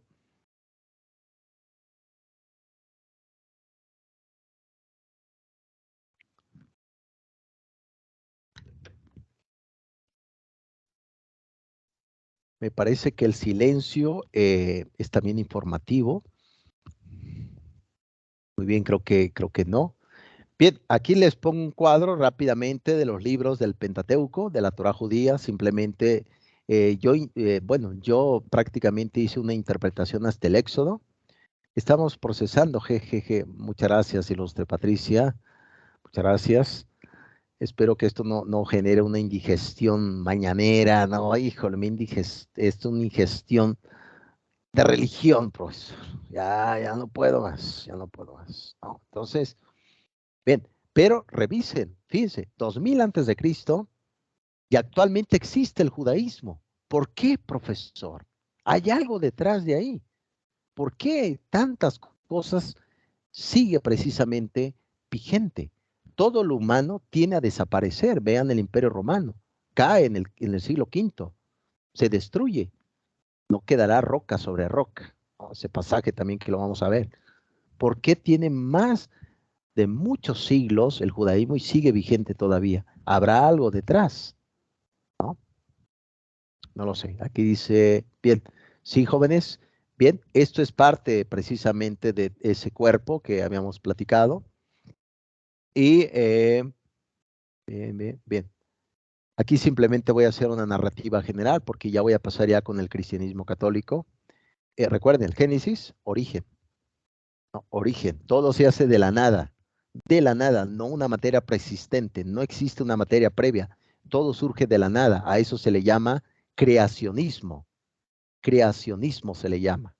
Actualmente hay dos posturas encontradas, evolucionismo y creacionismo, ¿no? Chocan anteriormente. Les he dicho también mi crítica como filósofo. Si viniéramos del mono, hubiera más fósiles, nada más han encontrado pocos y lo podemos contar con los dedos de las manos. ¿Qué significa esto, profesor? Les voy a enviar un texto que es por ahí encontré que les va a ser de mucha utilidad sobre una crítica que les estoy diciendo. Bien, Génesis, origen. Prosigo. Ok, aquí también está el Éxodo, la salida, ¿se acuerdan? Y de ahí viene la Pascua. Recuerden que la Pascua judía significa paso en griego. Pascua, paso de la esclavitud hacia la libertad. Muy distinta a la Pascua para el catolicismo. Para el cristianismo católico significa de la muerte a la vida, paso de la muerte a la vida. Y aquí, de la esclavitud hacia la libertad, la Pascua. No se les olvide. ¿Y cómo celebran la Pascua los judíos? Paz sin levadura, cordero sin sal, todo sencillo y a través de la oración, ¿no? Eso es precisamente el mundo judío. Claro, hay judíos a judíos, déjenme decirle, los judíos ultra ortodoxos, eso sí lo llevan a pie de letra, y los judíos un poco heterodoxos, relajados, a veces ni usan kipa, ahorita vamos a ver qué es eso, o algún no se hace la circuncisión, etcétera, ¿no? Entonces, son diferentes connotaciones. Bien, éxodo, salida, ¿no? Vean toda esta concepción. Bien, bien, prosigo, es que, ok, después del libro del Éxodo sigue el libro de Levítico. El libro de Levítico es precisamente todas estas normativas, parte inclusive de la tradición sacerdotal. Recuerden que había solamente un sacerdote en la tribu y no existía sinagoga, no se les olvide esto, ¿eh? A partir del siglo XIII, a partir del siglo XII, claro, a partir del siglo X con el rey David, que fue el segundo rey de Israel, no existía sinagogas, se llamaba la casa del encuentro, la casa del encuentro. Usted mira, oye, profesor, pero ¿cómo? ¿Qué me está diciendo? Sí, recuerden que la arqueología actualmente se llama arqueología bíblica. Nos ha dado precisamente pistas de que, según el carbono 14, data esa construcción del siglo después de Cristo, el primer siglo de nuestra era, las sinagogas. Por lo tanto, antes era pequeña casa del encuentro, como se conocía, ¿no? Eran pequeñas tiendas con varas, etcétera, y ahí se organizaba y simplemente el sacerdote además tenía que entrar una vez al año para recibir instrucción de Yahvé. Yahvé estaba ahí, es decir, hablabas con él, entrabas y él te decía cómo debería de dirigirse al pueblo, ¿no? Entonces, Levítico, ¿no? A este libro, ¿no? Después del Éxodo. Bien, prosigo. Ok. Aquí está el libro de los números. Recuerden que el libro de los números es el censo que se hace. Es decir, Dios pide precisamente saber cuántos son. La pregunta es, ¿por qué Dios? Recuerden que Dios, Yahvé, es científico. Vean, estoy hablando desde la Torá, abusado, no estoy metiendo cultura mía aquí. Dios es científico, pero además es matemático. Si usted le echan un vistazo al universo, el universo ahorita vemos que se está expandiendo, hay galaxias, hay estrellas que tienen millones de masas de nuestro Sol. Entonces dices tú, esto no es posible que haya surgido prácticamente de algo, es decir, de una explosión, de la generación espontánea, del Big Bang, etcétera, ¿no? Del Big Bang, etcétera, sino todo precisamente tiene un propósito. Y eso es precisamente, no lo pierdan de vista, para los judíos Dios es el gran sabio por excelencia. Todos los judíos en cada momento hacen una pequeña oración. Por ejemplo, yo si fuera judío, antes de tomar agua, debería decir una pequeña oración, es decir, bendito sea Dios cuya palabra todo crea. Esa es una de las oraciones que hacen los judíos todo el día, en todo momento y en cada momento. Por eso ellos rezan y se mueven, porque no solamente la palabra debe de describir, sino todo el cuerpo, hasta los huesos, deben de rezar en cada momento.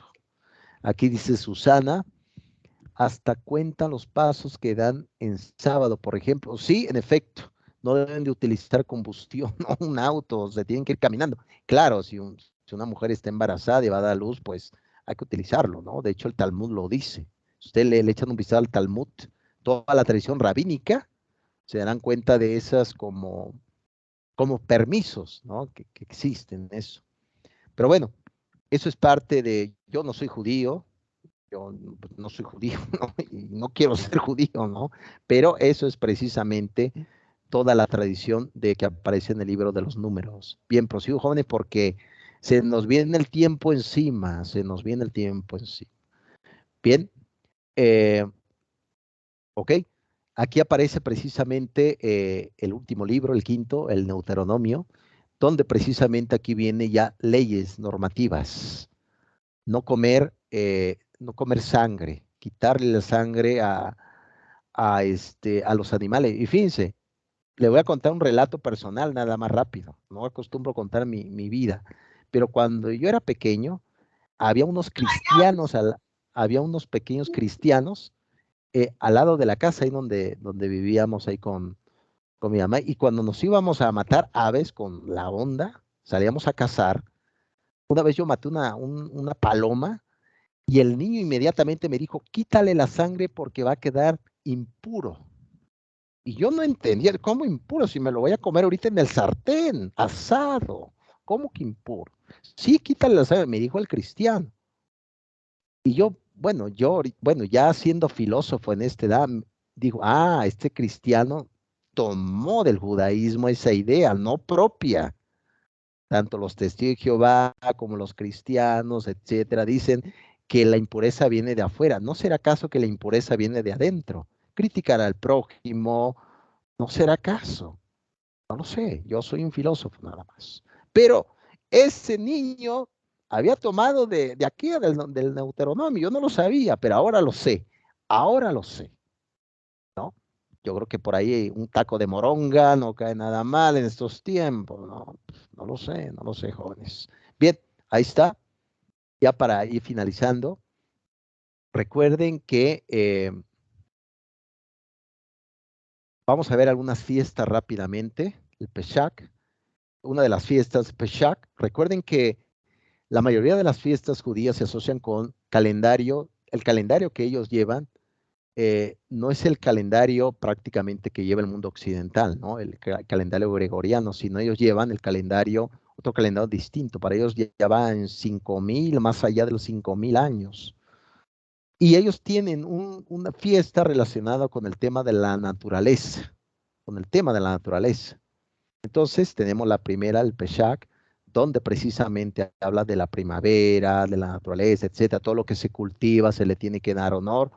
Los judíos protegen la naturaleza, le tienen cierta empatía porque todo lo que hizo Dios es bueno, recuerden. Eso aparece en el Génesis, ¿no? Eso es como la primera fiesta. Y también no se les olvide, a partir del siglo XI antes de Cristo, Israel ya como una institución, ya este país tuvo su primer rey llamado Saúl, fue su primer rey. ¿Dónde aparece esa historia? En el libro de los Reyes. Aparece la historia, su primer rey de Israel se llamó Saúl, que se suicidó, se quitó la vida. Recuerden que en esa época los israelitas tenían un pleitazo con los filisteos. ¿Se acuerdan de este gigante, ¿no? Que mata el joven David, este pastor, o este gigante filisteo, etcétera? Saúl se quita la vida y el segundo rey que asume ese poder ya a partir ya entrado a finales del siglo XI, el siglo X, fue un joven llamado el rey David. El rey David fue el que escribió el libro de los Salmos. Esos salmos que escuchan, las interrogantes, la descripción, aparentemente y dentro de la historia teológica lo escribió el rey David. Son lamentaciones. ¿Por qué? Porque el rey David se enamoró de una mujer casada llamada precisamente Betsabé. Betsabé estaba casada con Urías, un general, y envía a matar a Urías y se queda con la esposa de Urías, el rey David. Y el rey David a partir de eso le da unos dolores terribles, castigado por Dios. Y de esa relación nace el rey Salomón. El rey Salomón fue el que construyó ahora sí el primer templo, no sinagoga, sino un templo gigantesco, soberbio, que actualmente se conoce como el Muro de las Lamentaciones, que está en Israel. Si alguien va a ver el muro y mucha gente, pues no creo que se va a reír, va a lamentarse totalmente de todo lo que se vivió y de toda esa gloria que tuvo Israel y que desapareció totalmente. De hecho, Israel fue destruida en el año 70, ahorita lo vamos a ver si es que nos da el tiempo, por 2 generales romanos. Fue destruida en el año 70. No quedará piedra sobre piedra. Ustedes me dirán, ilustre. Simplemente un pequeño paréntesis. Bien, ¿tienen alguna pregunta, jóvenes? A ver, aquí dice Susana. ¿Hasta cuándo? Los pasos. Ah, bueno, eso ya lo había comentado. Bien, ¿tienen alguna pregunta, jóvenes?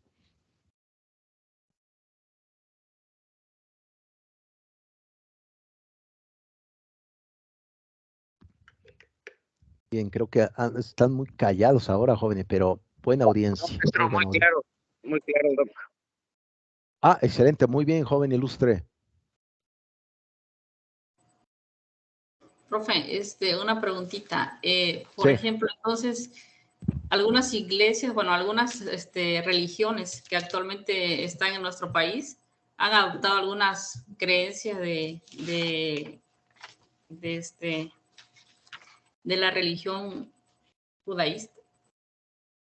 Sí, hay muchas, sobre todo muchas sectas religiosas, sobre todo más en Estados Unidos, ilustre Leticia, por ejemplo, los testigos de Jehová surgen en Estados Unidos, los pentecostal también surgen en Estados Unidos, toman precisamente, se le llama eclécticos, a eso se le llama ecléctico. ¿Qué significa ecléctico en griego? Tomar muchas partes, lo que más convenga. Por ejemplo, si le echan un vistazo al templo de la luz del mundo, con Joaquín Nazor, que fue condenado en Estados Unidos por pedófilo, se dan cuenta y entran a ese templo, tiene aspectos judaicos, ¿no? Por ejemplo, el fuego del monte Sinaí, echen un vistazo al fuego, ¿no? Y otras partes, por ejemplo, la menorat. La menorat es el candelabro de 7 puntas, se le llama menorat, ¿no? Eso lo tomaron mucho del judaísmo, es decir, no son, se podría decir, religiones auténticas, sino han tomado partes para la conveniencia también, ¿no? Pero por acá, si alguien pertenece a esa religión de la Iglesia Luz del Mundo aquí, Me disculpo por acá, jóvenes, si alguien por ahí se ve ofendido, pero pues empíricamente se ve la evidencia, jóvenes. Si alguien por aquí, una disculpa. Pero sí, hay algunas que la han tomado, ilustre Leticia. Por ejemplo, profe, la iglesia del séptimo día, así se llaman, actualmente son los que llevan nada más, bueno, la ley de Moisés, ¿no? Están más basados en ella, porque respetan el sábado, no comen animales que no sean sangrados, y el cerdo tampoco lo comen, animales, bueno, toda la ley de Moisés en los animales que no comen cosas que no tengan escamas y todo eso, ellos lo llevan así. Entonces, están basados en esa religión, en esa corriente. Exactamente. Sí, claro que sí, Leticia. Fíjate que lo que estás haciendo es muy interesante y creo que se está logrando el objetivo. Quiero que ustedes identifiquen, se den cuenta precisamente cuáles son todas aquellas religiones que son eclécticas, que no les mientan, que digan, es que nosotros lo hicimos, no es verdad, eso viene del judaísmo, no me mientas. Ya lo vimos ya, aquí lo vimos en nuestra clase. Los judíos llevan todo eso, es decir, guardar el sábado, quitarle la sangre a los animales, no comer cerdo, etcétera, ¿no? Pero yo como filósofo les puedo decir, pues lo que entra por la boca no hace daño, y no es mi palabra, sino lo dice en el Nuevo Testamento, lo que sale de ella sí.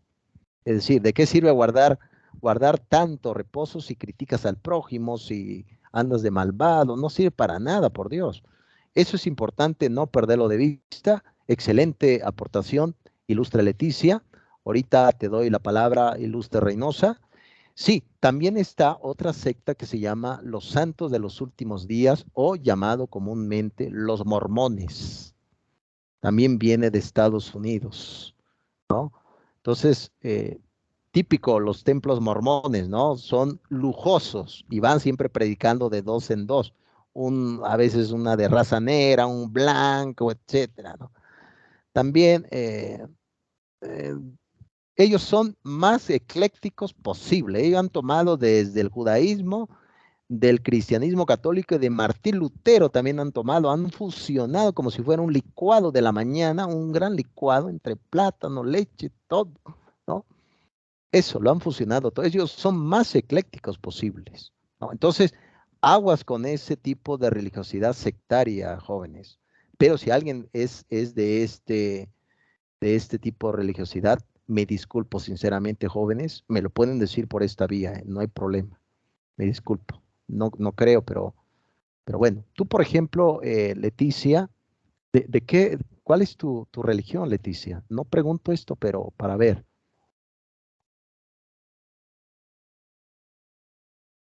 Creo que tienes en mute tu micrófono, ilustre Leticia. Sí, bueno, tengo un collage de todas porque mi mamá era pentecostés, mi abuelita era de la iglesia bautista y fui siempre a las dos religiones, pero he estudiado también con los testigos de Jehová, o sea que también yo soy un collage, soy un licuado, pero sinceramente analizando todo lo que estamos viendo, me he puesto a reflexionar muchas cosas. A veces no quiero que mi fe se vea balanceada, ¿no? O sea, movida. Pero sí creo que hay alguien más superior del cual nosotros dependemos, que no somos, como usted dice, de una espontaneidad. No somos y estamos por algo.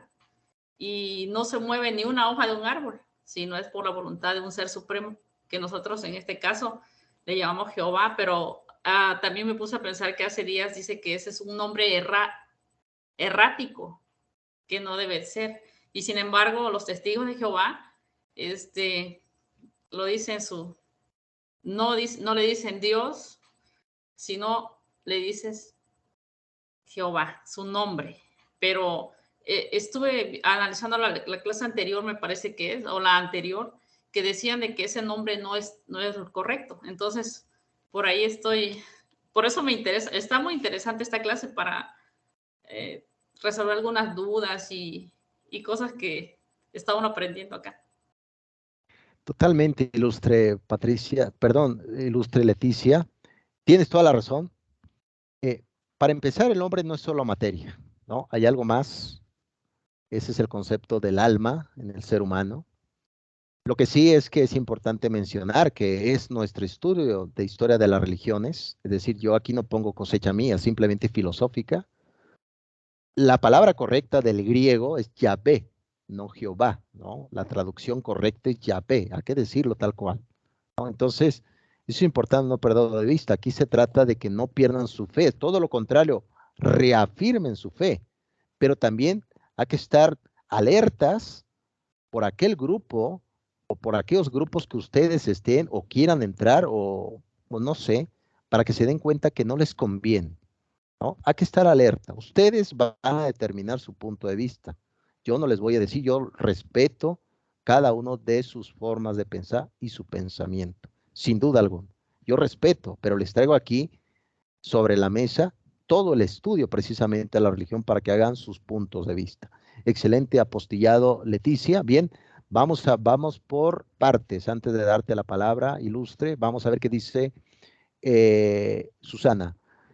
Bien, todo bien hasta acá, excelente. Lo principal es que tiene un canon y dogma propio. Totalmente, sí. Recuerden que la palabra canon significa en griego camino, canon, camino, recto, camino, canon. Dogma significa idea. Dogma, canon, idea, canon, camino, dogma, idea. Es decir, tienen un canon propio, por supuesto que sí. Claro que sí. Los judíos es el hermano mayor, ¿no? Para los que son, por ejemplo, católicos, aquí es el hermano mayor. Excelente. Dice Oscar, solo buscan gente de una buena posición económica, los mormones, también los masones, ¿no? En especial abogados, ¿no? ¿No? También los masones, la masonería, ¿no? Los Illuminatis, los Rosacruz, como se conoce también algunos por ahí. Bien, ibas a comentar algo, ilustre, creo que por ahí alguien más estaba levantando la mano, aparte de, bien, ya, híjole, ya se nos va el tiempo. Bien, le voy a dar la palabra a ilustre Marina y alguien más creo que había levantado la voz, pero ahorita vamos a ver. Marina, adelante, te escuchamos. Bueno, no sé, vi que alguien más lo había levantado antes que yo, pero no recuerdo. ¿Hablo? ¿No importa? No, adelante, ahorita le doy la Bueno, palabra. con respecto a lo que decía mi compañera Leticia, pues yo considero que, y lo que decía usted, claro, también de reafirmar la fe y todo, considero que las religiones deben ser tomadas por uno mismo desde nuestra propia moral, porque, bueno, yo en lo personal no me gustaría ser budista o ser judía, ¿sabe? Porque tienen costumbres o hacen cosas que a mí en lo personal no me parecen correctas. Y con todo lo que decía mi compañera Leticia, creo que es como su licuadito ahí está como muy padre porque así como que conoce muchas más cosas, muchas más religiones, acciones buenas y malas. Y nada, solo quería decir que creo que la religión debe llevarse de la mano de nuestra propia moral y de los bienes que nos aporta uno mismo. Totalmente, ilustre, ¿se acuerdan que, muy bien lo comentas, Marina, ¿se acuerdan que había comentado una vez el propio Dostoyevsky? Dostoyevsky llegó a decir que si no existe Dios, todo está permitido.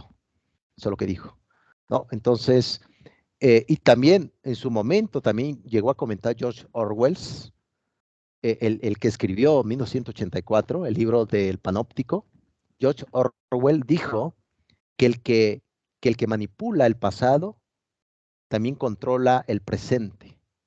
Por lo tanto, mi objetivo de historia de la religión es que ustedes tengan un pensamiento crítico. ¿Dónde están? ¿Hacia dónde quieren ir? Y conozcan precisamente todo esto. Esto tiene una historia y eso es importante conocerlo. Excelente, Marina. Yo creo que estás en una búsqueda por lo que acabas de decir. Estás en esa búsqueda. Espero que no sea muy larga esa búsqueda, al igual que tu compañera Leticia. Una búsqueda, espero que no sea tan cansada para todas. Excelente, Marina. Reynosa, te escuchamos fuerte y claro. Sí, mire, nada más para como un aporte. Sí. El cerdo, los judíos no lo consumían porque originalmente se regían por la ley de Moisés, que decía que era impuro. Pero Sí. luego, no recuerdo en qué pasaje de la Biblia viene, donde también van a comer puerco y le dicen que no lo coman, y Jesús les dice, no llames impuro a lo que yo he bendecido. Entonces, los judíos no obedecían anteriormente el Nuevo Testamento hasta que fue la crucifixión de Cristo, que fue cuando empezó el Nuevo Testamento, y ahí fue donde cambiaron los mandamientos, que ellos preguntaron, oye, ¿cuál es el mandamiento más grande? Y Jesucristo les dijo que el mandamiento más grande era que amas a tu prójimo como a ti mismo. Entonces, yo pienso que todas las religiones, generalizo todas, en mi punto personal, se desglosan después de la venida del Cristo. ¿Por qué? Porque por ahí leí hace muchos años en un periódico una frase que decía, toda ley humana proviene de una ley divina. Y es una realidad, porque si nos ponemos a hacer las comparaciones de todos los parámetros de cada religión, tienen cierta esencia del cristianismo en sus inicios. Claro que sí, ilustre Reynosa. Sin duda alguna tienes toda la razón. Cuando veamos ya la historia de Jesucristo, cuál Jesús y su tiempo, lo vamos a ver. ¿Qué pasaba en el nacimiento de Cristo? Vemos también ciertas tradiciones, en efecto, la nueva ley, como se conoce ya en el Nuevo Testamento, amarás a Dios sobre todas las cosas y amarás a tu prójimo como a ti mismo. Eso es como la nueva ley que vamos a ver en el Nuevo Testamento. Ojo, para un judío no existe Nuevo Testamento, simplemente existe la Torá, el Talmud y la Mishnah. Ojo, cuando vean un judío no les hablen de un Nuevo Testamento o del Antiguo Testamento, porque se enfurecen, no se los vayan a decir. Pero tienes toda la razón, ilustre, buen apostillado, tienes, al igual que tus compañeros, claridad y me da muchísimo gusto que vaya surgiendo entre todos un pensamiento crítico. De eso se trata. Pregúntense, ¿qué te hace impuro? ¿Ser malo moralmente o ayudar al prójimo? ¿No? Ustedes me dirán, ¿no? Entonces, interesante, ilustre, gracias por tu apostillado, te lo agradezco. Antes de dar la palabra a su compañera, aquí dice Susana, de hecho a Jesucristo lo ven como profeta en algunas religiones, más no como el Hijo de Dios. En efecto, lo vamos a ver, ilustre Susana, ya en el cristianismo hoy, creo que ya el tiempo se nos fue, lo vamos a ver porque recuerden, desde el Génesis existió la caída, por lo tanto, un hombre no salva a otro hombre, seamos honestos. Es decir, un ser humano no salva a otro, porque somos finitos. Es decir, si por ejemplo algunos, si Jesús no fuera Dios, no hubiera redención, para empezar. Si Jesús no fuera Dios, eso lo dice el catolicismo, si Jesús no fuera Dios, no hay salvación, no existe salvación alguna, ¿no? Si lo ven como un profeta, un gran hombre, pues no hubo salvación alguna. Es decir, se van al purgatorio. Recuerden que el purgatorio hay como tres niveles, purgatorio, infierno y el cielo. Recuerda que decía Dante Alighieri en el siglo XIV, en la Divina Comedia. Antes de entrar al infierno había una frase que decía, abandona toda esperanza, todo aquel que entre aquí. Es decir, no hay esperanzas, no hay esperanzas. Vamos a ver también el tema del mal. Entonces, hay mucho que decir sobre el tema del mal. Pero interesante, ilustre Susana. Muy bien, le doy la palabra a, ahora sí, Patricia, adelante, te escuchamos. Gracias, profesor. Pues mire, yo les quería comentar lo siguiente. Yo soy miembro de la Iglesia de Jesucristo de los Santos de los Últimos Días. Algunos nos conocen precisamente como mormones, pero en realidad, pues la iglesia no es de mormón, es la Iglesia de Jesucristo y ese es el nombre correcto. Yo he crecido en esa religión como por 36 años y tengo 44, así que entré cuando era muy pequeña después de ser católica. Y en todas estas décadas he tenido oportunidad, y más de 2 décadas para acá, oportunidad de conocer a sinfín de mujeres específicamente por mi trabajo. Y he tratado con ellas, he conocido Pentecostés, Luz del Mundo, Adventistas, tengo clientas budistas, porque aquí en Quintana Roo, en donde yo vivo, estoy pegada a Belice, y mis compañeros que son de Belice sabrán, hay asiáticos, hay occidentales, o sea, de verdad, toda esa gente de allá ha migrado muchos para aquí y son excelentes clientes y muy buenas personas. Así como todo ser humano, dirían, tienen como su yin y su yang, ¿verdad? Sin embargo, debo reconocer que cada uno desde su trinchera está tratando de hacer lo mejor posible para hacer su mejor versión. Y en mi caso muy personal, mi objetivo es ese, como venir, estar en la tierra, tratar de realizarme como madre, como esposa, como profesionista, pero también mi objetivo es poder ser un buen vecino. O sea, hablar de amor al prójimo es ser un buen vecino, es ser, dirían no, en palabras vulgares, no ser ojete con la gente, como cuando alguien va manejando y le grita y le insulta. Cuando el ser humano pierde la perspectiva de quién es su prójimo, de verdad que ahí no importa la religión que profese, porque entonces habrá ganado la parte más oscura de sí mismo. Y a mí me gusta mucho eso, de tener la diversidad religiosa a mi alcance, a mi alrededor, y disfruto de la compañía de ellas, sus aportaciones, cuando vienen y me expresan sus experiencias que a veces tienen como mamás o como empresarias o como oficinistas, y te das cuenta de que realmente, como dijo nuestro compañero Reynosa, el objetivo principal es que vengamos al mundo a tratar de hacer lo mejor posible y también ser felices, porque no nada más venimos a cumplir un protocolo. Como dicen, si tenemos un objetivo final al que llegar, hay que disfrutar también el proceso, ¿no?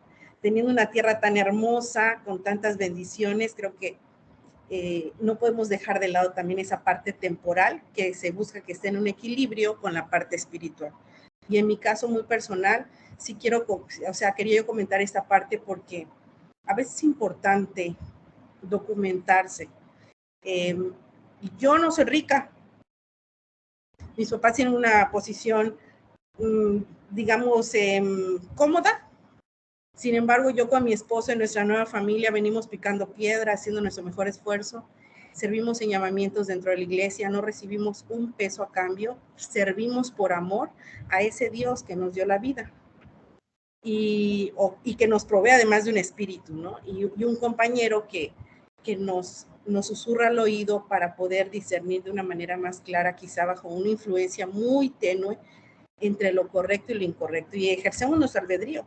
Porque a veces, aunque esté el Pepe Grillo aquí en la oreja y te diga eso que vas a hacer es incorrecto, a veces el ser humano en su naturaleza hace lo que quiere, aunque no sea lo correcto, ¿no? Entonces, sí, eso quería comentarles. La verdad es que nosotros no vivimos la ley mosaica, somos pagadores de diezmo, la iglesia construye edificios extraordinarios donde nosotros llegamos y nos sentamos muy cómodos con clima, no nos preocupamos de la luz, del agua, del mobiliario, nada. Entonces, está constituida de una manera que, si bien en la parte teológica puede ser, como dijo usted, ecléctica, al mismo tiempo puedo decir que en la parte financiera es una iglesia muy organizada. Pero para saber todo esto hay que estar dentro de, ¿no?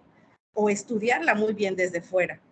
Y pues yo, por ejemplo, mis hijos estudian en una escuela adventista, aunque no son miembros de esa religión. Y me doy cuenta que somos un poquito iguales, ¿no? Pero pues la parte interesante es que aunque vamos y estamos y convivimos con esa religión que no es la nuestra, mis hijos llegan, respetan esa ideología, aunque saben que en su casa tenemos otros hábitos u otras costumbres. Y eso que le permite a un niño de 5 o de 7 años llegar y respetar, me encanta. Porque habla de un ser humano que en la adultez va a ser empático, va a ser prudente, va a tener como más posibilidad a que haya un mundo mejor, desde mi perspectiva. Eso era todo, profesor. Gracias. Gracias a ti, ilustre Patricia. Aprecio tu comentario, sin duda alguna. Yo creo que el objetivo de nuestra materia, de estas clases, que aparte de ahondar en la historia, también ser tolerantes, ¿no? La tolerancia, que tanto lo necesitamos en este tiempo, ilustre Patricia. Yo creo que ese testimonio es que todos buscamos la plenitud, al igual tú con tu familia, ¿no? La plenitud de persona, ser mejores, ayudar a los demás en lo que se pueda, porque a veces no podemos tampoco. Necesitamos primero ayudarnos a nosotros mismos. Sin duda alguna, yo creo que el comentario en general, Patricia, va de la mano del punto de vista histórico, ¿no? Pero es importante también refutar, para eso estamos aquí, y te lo agradezco, Ilustre, y pues yo te invitaría, ¿qué te parece que sigamos caminando? ¿Qué te parece, Ilustre, Patricia? Excelente, muy bien. El humor Sí, es profesor, bueno, muchas gracias. El humor es una cualidad, el humor en estos tiempos, ¿no? Luego de haber hablado un poco de los sapos venenosos, ¿no? Muy bien, excelente, muchas gracias, excelente. Por ahí creo que ya para ir finalizando, ¿quieres comentar algo, Ilustre Marina?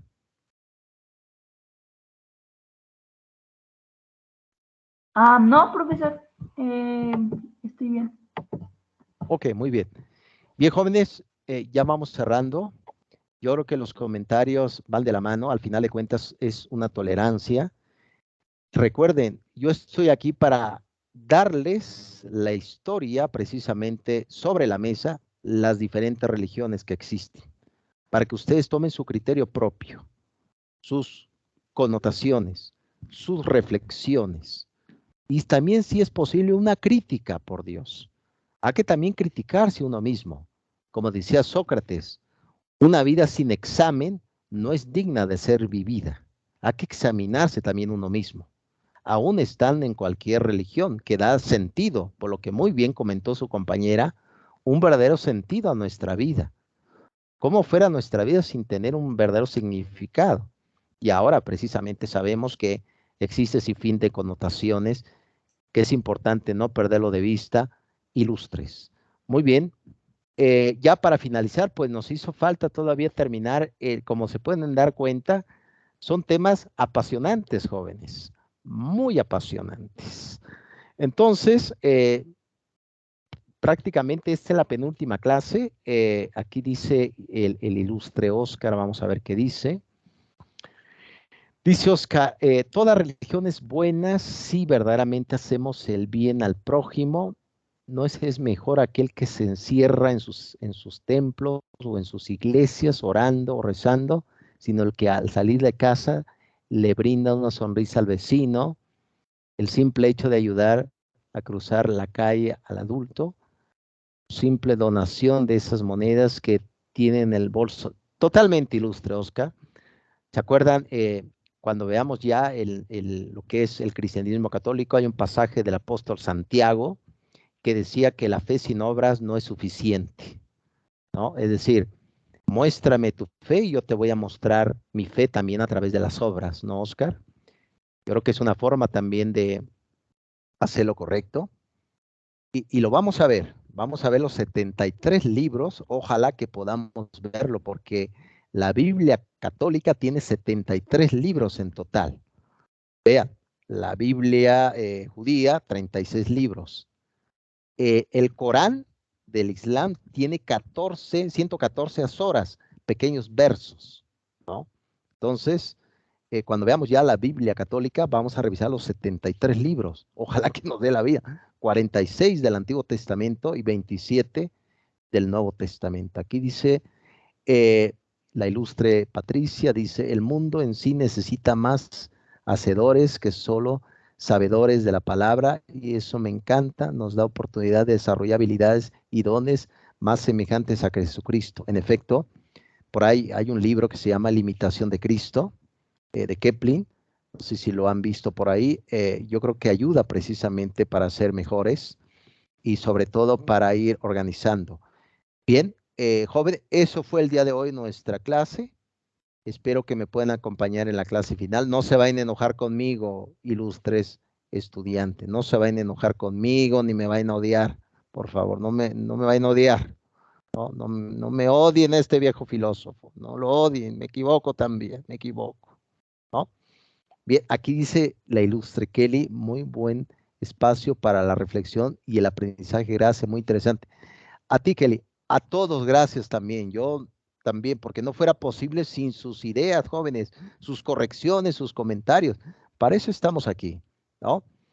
Y hoy les comparto el video, hoy lo subo a mi canal de YouTube, les comparto el video y también les voy a enviar por ahí unos textos que ojalá que les sirvan para su vida vocacional, porque eso es la vocación. Déjeme decirle, la vocación significa en latín camino, el camino que cada uno sigue para la plenitud de la vida. Sin duda alguna son temas muy interesantes. Bien, ya nos quedan 5 minutos. ¿Alguien más quiere comentar algo antes de irnos, jóvenes? Tenemos ya 5 minutos. Hablen ahora o olvídense para siempre, ¿no?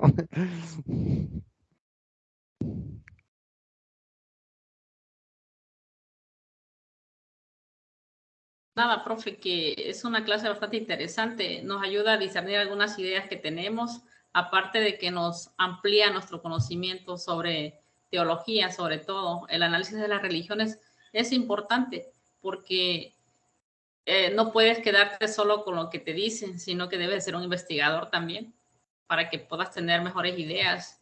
Y sobre todo, como decía, lo importante aquí es de que si profesas una religión, la profeses o no la profeses, seas una buena persona. Eso es todo, profe. Gracias. Totalmente ilustre, Leticia. Me parece que al igual que tus demás compañeros, andas en esa búsqueda. Espero que no sea tan larga esa búsqueda. Te deseo lo mejor, Leticia. Y ojalá que sacudas un poco el polvo de tus sandalias, ¿no? El polvo es el tiempo, recuerda, ilustre. El polvo es el tiempo que llevas cargando.